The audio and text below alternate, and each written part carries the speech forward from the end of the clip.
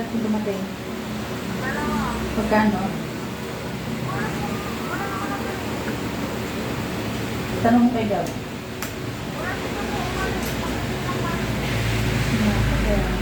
Sige. Check mo, meron yung price yan. Sige.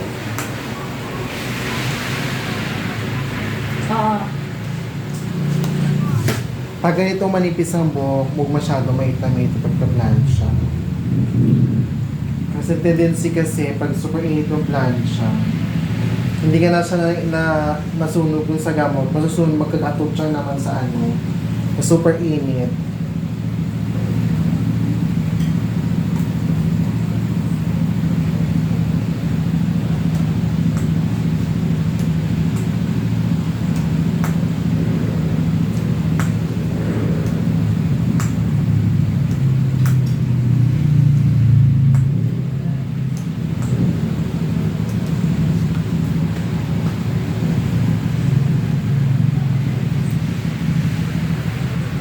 Iba na luto na siya. Hindi na siya tawag. Hindi siya kulot na kulot.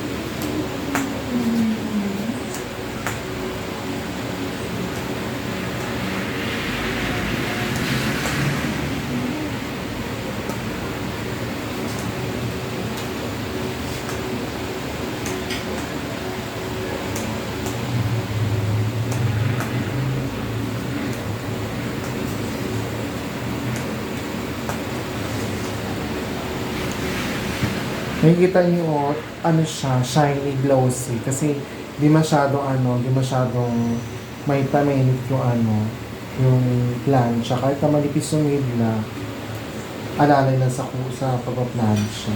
Kasi mayroon na pag matut siya. Diyos ko, dahil. Muang ka ng customer mo, di na magpapagawa sa'yo.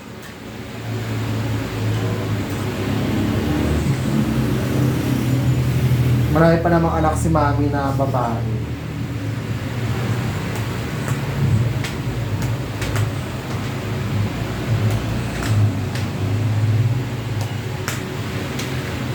Makikita nyo naman yun pag napaplansya kayo na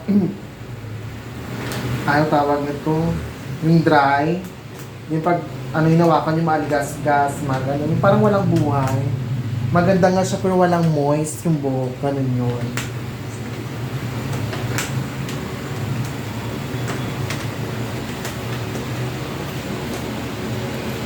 Minsan din pag nagpa-plancha, huwag din masyadong gigil na gigil. Minsan kasi nagigil na gigil eh. Maganda nga yung kinalabasan, yung ulo naman tsaka yung anit ng buho ng customer mo. Sabihin sa'yo ng customer mo, Mars, ano ba to? Pakyawan? Hindi naman ako nagmamadali, Mars eh.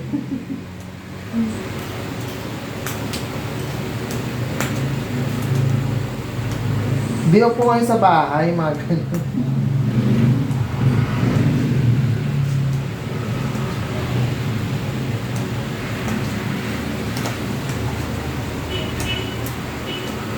Mahirap kasi pa nag-riba, minamadali, mahirap talaga yung time. Talagang,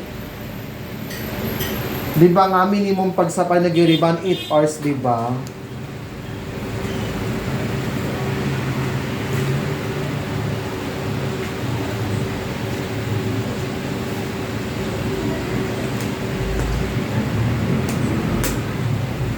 Di ba pag gusto mong gumanda, walang shortcut? Kailangan magtiis ka talaga, di ba?